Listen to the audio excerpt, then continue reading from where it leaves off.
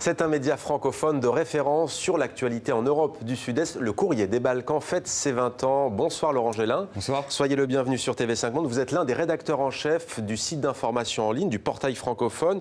Alors pour qu'on se remémore les choses, 1998, 2018, 20 ans déjà donc.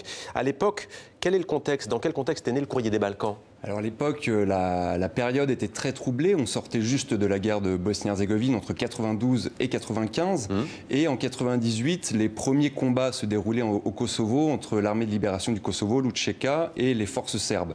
Donc le Courrier des Balkans est né à la fois dans un contexte conflictuel et aussi dans un contexte politique délicat, puisqu'en Serbie, Slobodan Milošević était au pouvoir, donc avec un régime extrêmement autoritaire.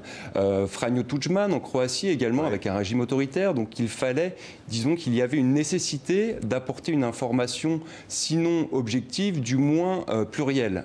Et l'objectif du Courrier était à l'époque de créer des liens de solidarité avec les journalistes qui se battaient dans tous les pays de la région pour informer, pour apporter une information libre et indépendante. Alors il y a parfois une confusion, on ne sait pas trop à quoi correspond cette région des Balkans, une des trois péninsules de l'Europe du Sud, mais cette appellation est, dit-on, contestée par certains géographes qui préfèrent, eux, parler plutôt d'une région. C'est pas seulement l'ex-Yougoslavie en fait, il y a bien entendu toute l'ex-Yougoslavie, mais pas seulement.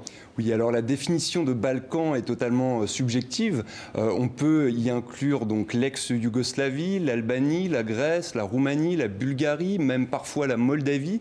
Mais cette définition, je dirais, est acceptée par certains, contestée par d'autres. Le mot Balkan lui-même a une version assez péjorative. Quand on parle de Balkan, on pense à éclatement, à guerre, etc. Ouais.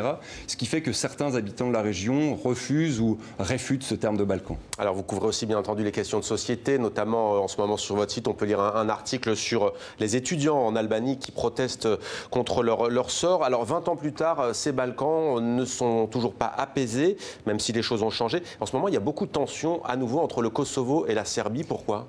Oui, alors le Kosovo et la Serbie n'ont toujours pas réglé leurs différends. Le Kosovo a déclaré son indépendance unilatéralement de la Serbie en 2008 et Belgrade ne reconnaît pas cette indépendance. Il faut rappeler qu'une centaine de pays dans le monde ont reconnu le Kosovo, mais que 5 États de l'Union européenne, par exemple, ne reconnaissent pas son indépendance, par exemple l'Espagne ou la Slovaquie. Et donc, des tensions existent toujours dans les deux États. Dernière en date? Alors, la dernière en date, c'est la fameuse armée kosovare. Voilà, le Kosovo a fondé ou créé son armée nationale le 14 décembre dernier. Et évidemment, pour le Belgrade, c'est une ligne rouge qu'il ne fallait pas dépasser. L'armée serbe a été mobilisée, certaines unités ont été placées à la frontière. Fort heureusement, il n'y a pas eu de violence, mais disons que le contexte de tension est de nouveau très important dans la région. Et d'ailleurs, hier soir, à la demande de la Russie qui soutient la Serbie, il y a eu une réunion au Conseil de sécurité des Nations Unies. On reparle, en tous les cas, quand on lit le Courrier des Balkans, on reparle d'échanges de territoire entre la Serbie et le Kosovo. De quoi s'agit-il? Alors effectivement, c'est une rumeur, une hypothèse qui reprend corps ces derniers mois dans les Balkans. Il s'agit en fait, pour régler le différend entre les deux pays, de proposer un échange de territoire, à savoir d'échanger le nord du Kosovo à majorité serbe contre le sud de la Serbie où vit une importante minorité albanaise.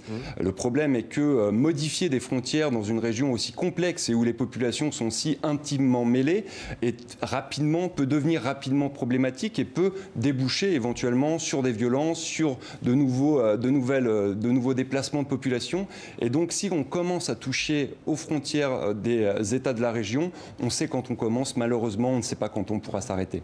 Alors, un peu à la manière, toute proportion gardée du conflit israélo-palestinien, parfois on entend dire que c'est religieux, les Croates sont catholiques, les Serbes sont orthodoxes, les Bosniens, comme on doit dire aujourd'hui, sont majoritairement musulmans, comme les Kosovars d'ailleurs. C'est un conflit religieux qui agite cette région? Alors, la religion des différents peuples de la région est l'un des marqueurs identitaires qui structurent les différentes communautés de la région. Ce n'est pas le seul. On peut penser aussi à la langue. Alors, le serbo-croate est une langue parlée effectivement par les Croates, par les Serbes, par les Bosniens.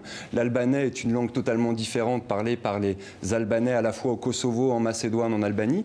Donc il y a toute une série de marqueurs identitaires. La religion est l'un d'entre eux. Et évidemment, le fait religieux est facile à mobiliser pour les nationalistes quand on veut monter les populations les unes contre les autres ou quand on veut exciter des agitations ou des nationalismes. Le fait religieux est un marqueur facile à mobiliser, mais ce n'est pas le seul. Et pour finir, on sait que la Croatie a développé son tourisme depuis. Il y a notamment Dubrovnik qui attire beaucoup de touristes l'été en Europe et qui viennent parfois du monde entier. Il y a aussi l'île de Hvar qui est réputée pour être une perle de cette région. Quel est le pays le plus prospère économiquement, la Slovénie? Alors effectivement, la Slovénie était déjà le pays le plus prospère économiquement sous la Yougoslavie, puisque la Slovénie disposait d'industries de transformation, d'électroménager, etc. Ce qui fait que le pays était, je dirais, déjà fortement industrialisé.